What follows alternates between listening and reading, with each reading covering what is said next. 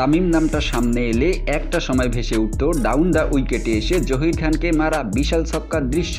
এই নামটা মানেই দেশের সেরা ওপেনার, ভরসার অপর নাম ছিলেন তামিম। গত প্রায় দেড় যুগে বাংলাদেশের ক্রিকেটে অনেক ওপেনার এসেছেন, তামিম একজনই ছিলেন। এক প্রান্তে নিয়মিত উইকেট যেত, অপর প্রান্তে বিলাসিতা নিয়ে দাঁড়িয়ে থাকতেন তিনি, যার বিকল্প খুঁজে পাওয়া যায়নি এখনো। সেই তামিম ইকবালের কেরিয়ারের দুটি অধ্যায়, অবসরের আগে এবং পরে, বলা চলে নাটকের আগে এবং পরে একজন ক্রিকেটার অবসর নেবেন, এটা একটি স্বাভাবিক প্রক্রিয়া। সহজ এবং স্বাভাবিক এই ব্যাপারটিকেই 1.5 বছর ধরে ঘোলাটে করেছেন তামিম। দেশের ক্রিকেটের সেরা ওপেনার থেকে তিনি বনে যান নাটকবাজ। বারবার তার সঙ্গে বৈঠকে বসেছে বাংলাদেশ ক্রিকেট বোর্ড বিসিবির কর্তারা। শেখ হাসিনা ফিরিয়ে এনেছিলেন, তার কথাও রাখেননি তামিম। সিলেটে গত 8 জানুয়ারি তামিমের সঙ্গে আরেক দফা বৈঠকে বসে বিসিবি। আসন্ন চ্যাম্পিয়ন্স ট্রফির দল ঘোষণার আগে তামিমকে নিয়ে জরুরি সভার আয়োজন করা হয়। প্রধান নির্বাচক গাজী আশরাফ হোসেন লিপু, হান্নান সরকারদের বৈঠক শেষে তামিম জানান, পরিবারের সঙ্গে কথা বলে 2-1 দিনের মধ্যে সিদ্ধান্ত নেবেন। সিদ্ধান্ত 2 দিনের মধ্যেই জানালেন তামিম, তবে সেটি না ফেরার।